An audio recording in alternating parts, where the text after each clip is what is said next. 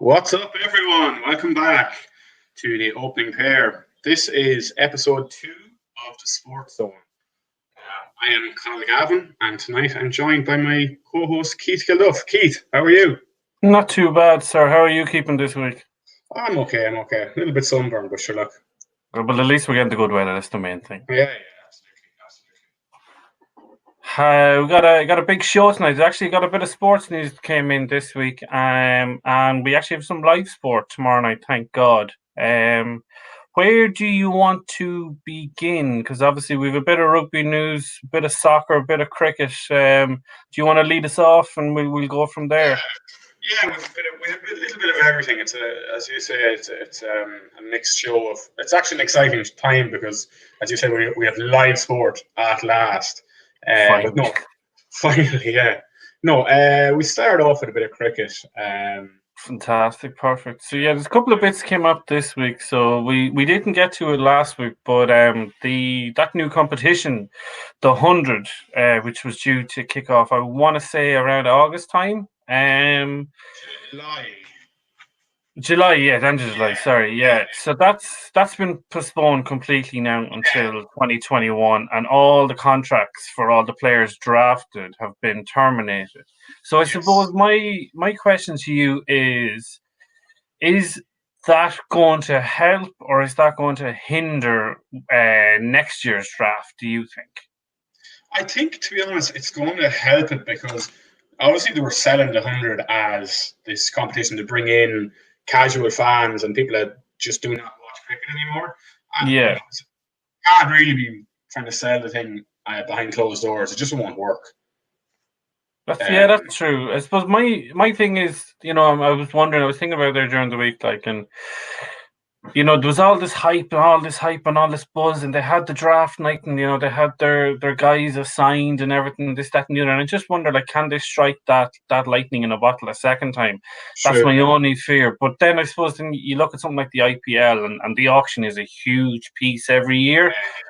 So as long as they can, while they're not copying that model, I do think that they can maybe take some cues from it, and hopefully, we can get this new tournament off the ground next year. But there was other cricket news, I believe. You read something there during the week. If you want to take the lead on that. I read an article there during the week in the Belfast Herald about the Irish ODI series in September that was scheduled for Trent Bridge, Edgbaston, and the Oval. Yeah, it was 3 matches within a week or something. 3 ODIs within a week, in early September, actually. But obviously that's been scrapped due to the COVID. But believing that the ECB have contacted Cricket Ireland looking to kind of bring it forward. Okay, so it's not off the table just yet. It's not. Those dates seemingly are at the moment because the West Indies were due to travel to England to play 3 tests. In the next, is it 2 weeks' time? I think it was in mid-May. It sounds about right. Yeah. Yeah, that's gone. So they're looking to push that back till July because that's what the English government are kind of giving a date as July for live sporting events. So that won't work because Australia were actually scheduled to arrive over in around that time. And that's a 1-day tour as well, isn't it? Three ODIs and 3 T20s. Okay. So it's a little bit of give and take. So what they're looking to do is to bring Ireland over in July and kind of push Australia back to the date where they had Ireland in September. So it's a bit of a mess. It's a bit all over the place. It's a lot of moving parts. It is, but unfortunately, that's kind of where we're at the moment. But I think, and the next point I think we should maybe move into is ultimately with all these sports, in my opinion, I think what it's going to take one sport to just do it and hope that it's right, and then that can be a template for then other sports. Because obviously we had World Rugby come out this week, and they said that the minimum number of players that can make a match happen is 167. That's both teams, medical, that's TV broadcasters, etc., doctors, TMOs, whatnot. And I suppose the one thing that's coming up in my head is like if one sport can get it right, it is a template for that we can then kind of like kick off then on other sports. But So yeah, Germany are going back with the Bundesliga next week. May 16th is the date. Yeah, they're up and running, ready to go.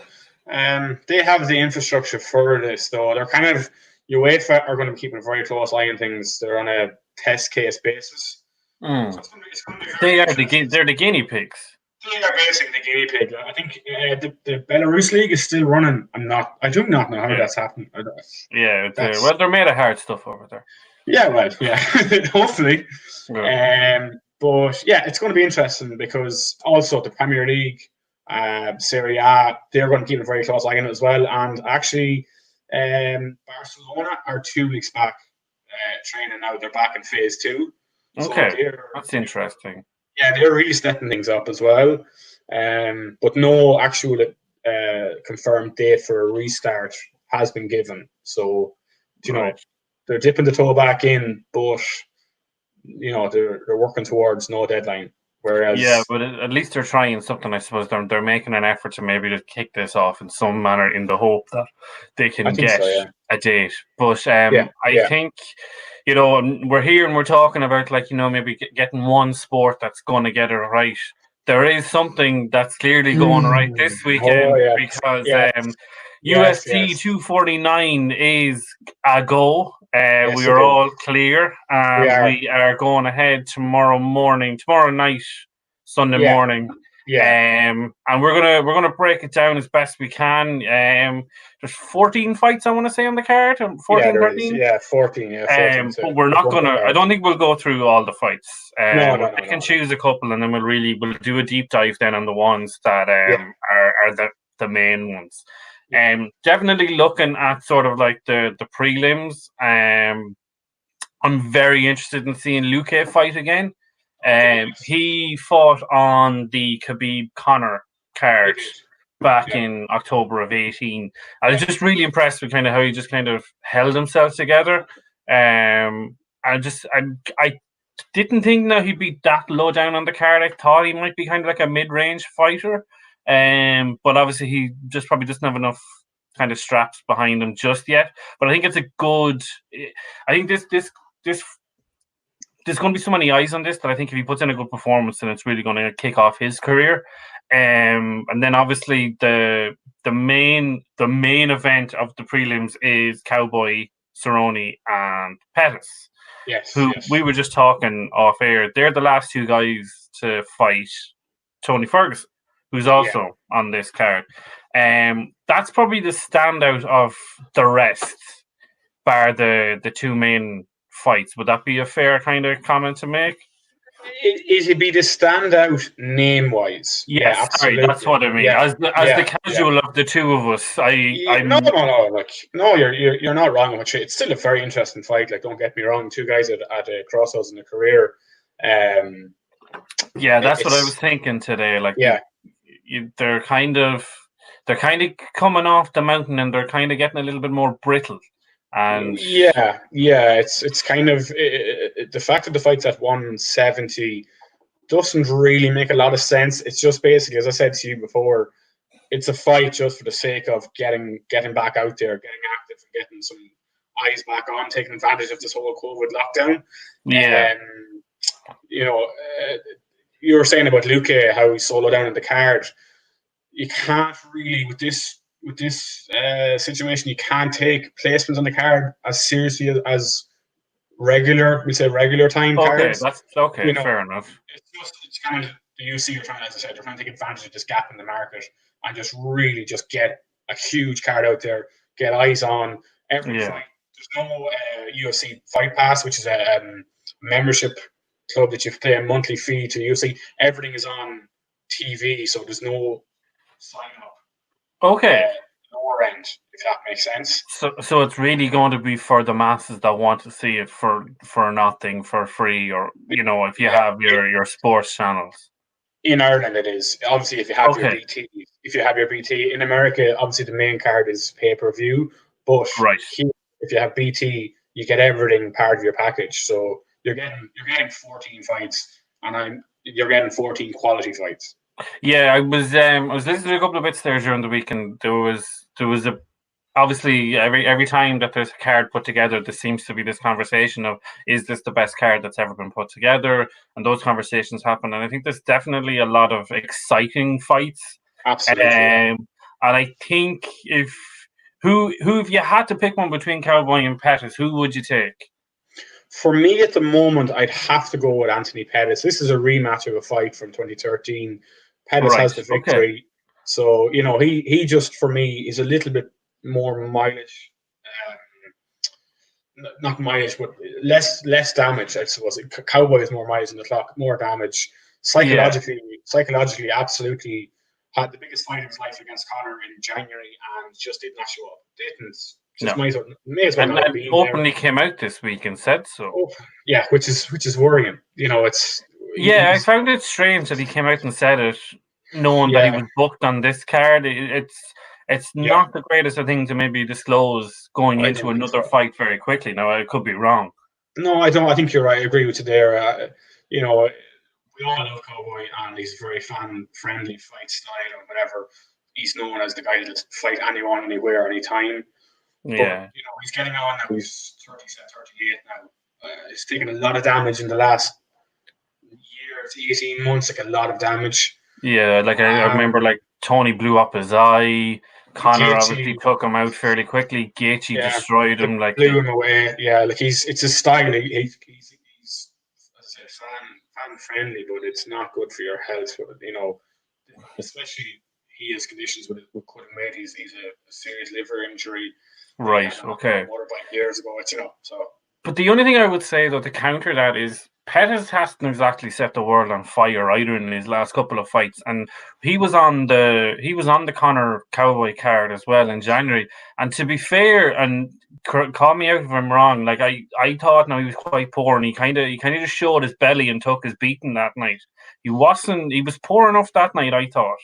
He has history of I don't want to say quit but the relationship that he has with his coach, they're basically like best friends. So he knows him inside out. So any sign of injuries, any sign of this ruining your career, or whatever, He's they have gone. that. Yeah, they have. It's like a father son relationship, pretty much. Right, okay, that's interesting. It's a big factor. But look, as I said, Pettis has had a serious career, huge career, just going off a track record of being a former UFC lightweight champion. He's beaten huge names. Like the thing that stands out to me is he beat Stephen Wonderboy Thompson at 170 pounds, first person to ever knock him out. Okay. So Wonderboy you can't sort of like the pedigree is there. It's just absolutely. miles on the clock with the pair of them. I suppose we're kind of Yeah, looking at. yeah, basically, yeah. It's who cracks first, basically, and I mean injuries wise. Yeah. Well, speaking of injuries, I suppose we should really go into the. It's not the co-main. It's not a co-main event, but it is a title fight, and that is the bantamweight title. Do you Yeah, want to take us away, because obviously Cruz is coming back from, is it a couple of years out? 3.5 years. It is actually a co-main. It's 5 rounds for the Yeah, bantamweight because it's title. the title fight, isn't it? That's why. Yeah, yeah, Yeah. yeah, yeah. This is I'm extremely excited by this fight. Like honestly, the style clash here is phenomenal. Like Dominick Cruz, if you've never seen him fight before, there's nothing like him. His movement, his footwork, it's just so unusual. Yeah, because actually I rewatched his fight with TJ Dillashaw Yeah, today, and a very nimble, like foot movement was good, amazing. reach Yeah, was good, yeah, and I rewatched Henry's last fight, yes, which was, I want to say, UFC 239 or 238. Apologies, where he won against Miraz. Some apologies. Marlon Moraes. Yeah, Marlon Yes, Moraes. that's Yeah, him. Sorry. So I just thought I'd just catch myself up there on these last couple of fights, and this has the potential, I think, to be a very interesting kind of like style clash. absolutely. Um, Yeah, I suppose maybe the best way for us to break this down is like, how is each fighter going to win this? Like, what's their kind of like their main style points? So do you want to take Cruz yeah, and like yeah. where like what if you had to like break him down in like 5 points? Like what's he got in his arsenal for this fight? tomorrow night. Yeah. Well, the thing with Cruz is, as I said, he's so unusual. For me, it's his footwork. Right. I mean, he's impossible to hit. He would slightly remind you of Floyd Mayweather a little bit in the fact that his head movement is unusual. His defense is just amazing. Okay. In and out. He has a very strong wrestling background. He's a very strong wrestling background. Relies on that quite heavily. He's dominated strikers. He's basically fought every style, and apart from Cody Garbrandt, who kind of got into his head a little bit, he's turned everyone back. And when was that fight? Cody Garbrandt, that was December 30th, 2016. Yeah, right. 2016. Was that his last fight? That was his last fight. Yeah. Okay. That was him. That was him defending the bantamweight title. And it was the first time he had lost in the UFC as well. Right. Okay. Yeah. So he's 22-2. Like he's an unbelievable. He's only the only person he's lost to is Uriah Faber. And he avenged him. Company to beat him. They beat him twice since, but honestly, I think if he can keep the fight at range, he's not known for knockout power. That's one thing he's never really had. Okay. But as I said, his ability to get in, get out, get his shots off, and not take anything back. Huge footwork, wrestling takedown defense is going to be massive against Cejudo as well. He also his psychological game is very good. His ability to talk. He's a very intelligent fighter. And for the last 3 years, he's been an analyst with the UFC, so he's breaking down everyone. So he's watching tape constantly. So that's another. But would it be fair to say though that all the fighters should be pretty decent in that kind of role? In the breaking down of video. Yeah, like being an analysis, like surely they should be able to do that. Goes without saying almost. Strangely enough, you think that, but no. Like John Jones, who's basically regarded as the greatest of all time, he was asked several, do you watch tape? No, my coaches watch tape. They tell me what to do, and I just go out and I do it. But he's a freak. That's fair. Okay, he's a freak. But Dominick Cruz is widely renowned as the most intelligent, well-versed, tuned in fighter in the UFC. Like he'd break down a fight and he could explain it to anyone. He has that ability. So that definitely then lends itself to being an advantage going in there. So then let's flip it over and let's talk about Henry. Then what's he got that he's going to bring tomorrow night? Do you think? Yeah, Henry's a super fighter. He's called himself Triple C. It's a triple capture. He's the fourth person ever in the UFC history to hold 2 titles. Right. He also is an Olympic gold medalist from 2008 in Beijing in freestyle wrestling. So that's okay. That's a huge thing. But having said that, when he first came into the UFC, he did rely on his wrestling quite heavy. His stand-up wasn't great. And he went up against Demetrius Johnson, who's basically the second best ever behind Jones, regarded as pound for pound, and lost out to him. He kind of tried to grapple with him, didn't really work, which is a huge setback from the wrestling background. Yeah, got stopped there, went away, came back, and completely changed his style to a karate, in and out style. Just really absolutely unbelievable transformation. Like as if it wasn't even the same fighter. Okay, and I'd say that takes a lot, because surely if you're a style to then flip that on its head, that must take a lot of time. Can you remember if there was much of a gap, say, between this old style and this evolution of the new style, or did it kind of happen naturally between his fights? I'm trying to think off the top of my head. I remember he fought Joseph Benavidez and lost a very close decision to him, kind of trying to try out this style. So okay. I want to say 9 months or so. Okay, well that's still a relatively short time to change things. Yeah, he was a work in progress, but this guy, he was training with the senior Olympic men's team when he was 16. Do you know, he's just a born athlete, and he's just worked so hard, and that's just but these guys, I suppose, to be at that level, they have these kind of backstories behind them, that they've kind of lived this their whole life. I suppose, let's Right, so fight tomorrow night. It's the second last fight. 5 rounds.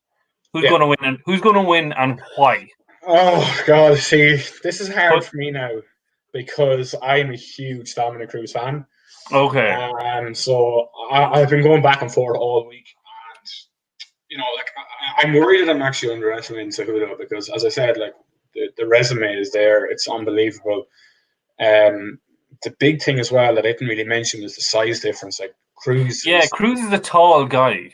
he is, yeah, he is. He's a bantamweight, whereas Cejudo actually debuted and won his first world title at the weight class below. So naturally, Dominic is bigger and longer as well. So Right. his huge thing is range, distance, controlling where the fight takes place from Yeah, yeah. majority. Oh God. Go on, say it. Give me a name. Who's going to do it? I'm going to go with Dominic Cruz over 5 round. 5 round decision for me, Dominic Cruz, but I wouldn't be Split or shocked. unanimous? Oh, 3-2. 3-2 Cruz, I think. Okay, you're going with Cruz. Okay. Yeah. I am not going to pick one because I haven't seen Okay. too much tape on them. Yeah, that's fair enough. I do think that the difference of style is going to allow it to be a good fight. I can see it going 5 rounds. It'll definitely go 4 anyway. My only fear is the 3-year layoff. I know you can come back and you can be in decent shape, but it's a whole different world when the lights go down and you're at it for 5 minutes of intenseness. And I don't think Henry's going to let up on him. But I think it's going to be an exciting fight. And I suppose if we're going to talk about exciting fights, we need to talk about this main event because this is box office now. This is Tony Ferguson. This is Justin Gaethje, and this is not the fight that we wanted, but it's the fight we're getting. And I think as we've gotten closer to this date, I think more and more people are getting excited about it. I know I'm really excited, and I haven't been involved in this space too much watching it. But listen, let's get into this. Ferguson Gaethje, how the hell did we get to this? I don't even know where to start. It's like the Batman statement of it. He's not the hero we want, he's the hero we need. This is not the fight we want, it's the fight we need. That kind of thing. It makes no sense, really. No. Other than monetarily, obviously for Justin, it's a huge thing. I think anyone. This could really catapult him now. This is a real next step fight. Like he's known as the highlight, isn't it, or something like that? Yeah, he's got the highlight reader. Yeah. He really could become a star tomorrow night if he pulls. Yeah. He goes to the next level. So absolutely. We were meant to be at UFC 249 in Brooklyn, Khabib versus Ferguson, etc., etc. It didn't happen. Everything's, we're at this point now. So Tony has 5 years on Gaethje in the sense he's 36 to 31. Is that a factor? Is age a big factor when it comes to UFC, or is it just strength and conditioning? Is it just skill, or where? What does Gaethje have that Tony doesn't? Would be the question I would ask. It's very hard to give that answer because Tony pretty much has everything. Okay. I can't really see what Justin has that Tony doesn't have the answer for. Okay. Other than age, because both. I suppose maybe the one thing Justin has slightly over Ferguson is he hasn't as much history with injuries. So that's probably a factor, and it's kind of okay. That's probably, just thinking off the top of my head, that's probably the only thing that can really jump out at me. Both have strong wrestling backgrounds. Both guys. Justin's never had to wrestle at all, which is no, but he's NCAA. Yeah, because he's got this explosive power straight off the bat, and he's just dropping lads. Whereas Tony has these sort of. I was kind of trying to come up with an analogy, and the best I could come up with, he has these anvils for hands, and he is just battering people left, right, and center. And I think if it gets to that, I wonder how much Gaethje can take. Because Gaethje can take a lot. Can But he? Have yeah, we seen him take a lot though? oh, we have again. Like we've seen him take a lot, but he's lost twice. He's lost to Eddie Alvarez in a war, and then if you watch back his fight against Dustin Poirier, like oh my god, like they basically were calling him the Homer Simpson of MMA after that. Just He take lost. him to him. That was his last loss. So he's gone away and he's perfected his style a lot. Like his coach Trevor Whitman, he's a very very good mind, especially striking wise. He used to fight himself, wasn't it? Yeah, he would have, yeah. But like, you know, we've seen a very different Justin, you know, very calm, calculated, you know, judging range, judging distance, you know, picking his shots. Yeah. But at the same time, he knows when the opening is there, and he is not shy in taking a shot, you know, firing it in. So you're essentially saying that they both have the same, only Justin has a bit more less miles on the clock. So then, what does Tony have that Justin doesn't? Oh God, I can't wait to talk about Tony. Oh my God, Tony is just the definition of what MMA is. I mean, he does everything right, basically, other than, as I said, he's a couple of injuries, but that's part and parcel of his style. Like Tony has his jiu-jitsu off his back, his rubber guard, his Eddie Bravo style jiu-jitsu off of his back. It's just phenomenal. Like you think you have him hurt, and this is what I think is going to happen a lot. It's going to be an issue for Justin is that like he's going to potentially hurt Ferguson. We've seen him hurt in practically every fight. Yeah, it doesn't matter because that's when he actually comes alive when you drop him, and he can just wrap his legs around your knee and bang, that's it. It's done. One thing I would say if you really want to look out for what Tony does is elbows. Right. Okay. That's because I know Tony fought on the Khabib Conor fight card as well against Pettis. Yeah. And that was a bloodbath, and that was a lot of elbows and big strikes. Yeah. And the only thing I would say is, again, listen, I'm not as into this now of the last while, but he gets hit a lot, and I think he's he's open to getting hit, which I think is strange at times. And I don't think Gaethje's the guy that you want coming at you repeatedly. That's just my own opinion. No, you're right, yeah. No, that's a fair point. Yeah, so I think it's going to be a fantastic fight. Absolutely, yeah. I don't know if this goes 5 rounds, though. I don't think this goes 5 rounds. I'd be very surprised if it goes 5. As Dana White himself said, it's very hard for a promoter to, so this fight's going to be amazing. Yeah. You can't guarantee. You don't know what's going to happen on the night. You have no idea, but with these two guys, I can guarantee you are in for an unbelievable. You will not want to turn this off unless you're obviously, squeamish. But look, that's okay. We've all been there. We've all been like that. But like, no, this has got fight of the night written all over it. Definitely. You can put this fight on its own, and I'd pay €30 for it. Yeah, that's very true. I think my only fears was in terms of, so we've talked about the fight and we've talked about the styles, and maybe let's just like take the story outside of the octagon for a second. Yeah. So Tony was in line to fight Khabib. He was getting that title shot, and that's kind of that. We've gotten to this place now where he's fighting Justin. The big question I have is why? Why is he agreeing to this? Why is he putting this at risk? Because if Gaethje clips him, you would have to say Gaethje's next in line. Oh, absolutely. He jumps ahead of Tony, and then we're waiting again for this mythological fight that we want to see between Tony and Khabib. So, like, what is in this for Tony other than reps? That's a big part of it. Like, I think, honestly, obviously monetarily, Tony has a family to take care of. He wouldn't be in that Conor Khabib bracket money wise just yet, even though he should be. He should be. Like I'm not saying he's out on the street begging, but at the same time, he's got bills to pay and that type of thing. But I suppose it's his mindset as well. Like, this is the guy that cut weight 2 weeks ago for a fight that didn't even happen. So he's cut down just because he could. Just because, like, one of the sayings about Tony in the UFC realm is that Tony's the type of guy too, and just insert everything, any sort of mad statements. But like, Yeah. I think as well that Tony has been he's been overlooked several times. He's been screwed a little bit by the company.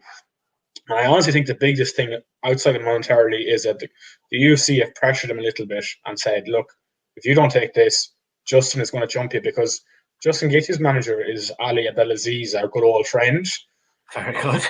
who has obviously the Ties with managing right. Yeah. Yeah, so like, and for whatever reason, he has this power over Dana to get his fighters into these positions, a la Justin Gaethje. So I think that's a huge factor of, I think Tony may have been pressured to say, look, if you don't do this, back at the line again. But obviously So that's just speculation from our side. We know nothing.